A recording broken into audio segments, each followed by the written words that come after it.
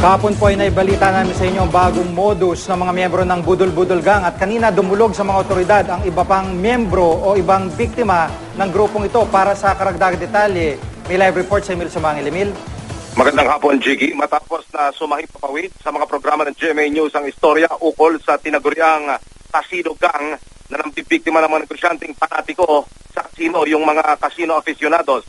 Lumutang at nakipag-usap sa GMA News ng iba pang nabiktima na sindikato. Ayon, Jiggy, sa ating panayam, 2 million pesos ang natangay na sindikato mula sa isang negosyanteng ginang matapos siyang makumaling sa alok ng grupo na papanalunin sa kasino at magiging 17 million pesos ang kanyang puhunan sa loob ng 10 deals. Pero nang makipagkita, Jiggy, sa kasino sa itinakdang araw, matapos niyang maiabot ang pera, isa-isa nang nawala ang mga suspect. Sa isa pa nating pakikipag-usap, 500,000 pesos naman ang natangay ng grupo mula sa isang grupo ng magpipinsan.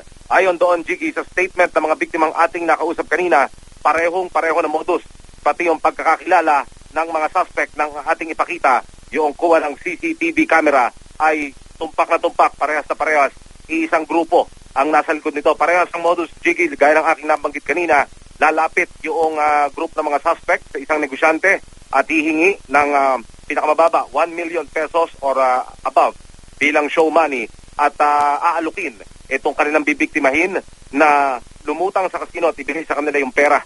Kapalit nito, Jiggy, ay dodoblihin o higit pa ay magiging 5 million, yung 1 million pesos patatamain ng 4 million pesos yung ibang alok sa pamamagitan ng paglalaro ng Lucky 9 na kasino. Ang kanilang pakilala ay kasabwat nila yung bankero, hindi lamang yung bankero, Jiggy, pati yung table manager at konektado raw sila sa Philippine Amusement and Gaming Corporation.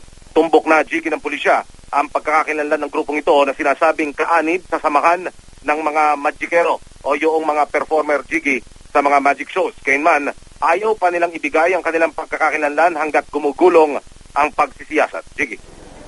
Maraming salamat, Emil Sumangil.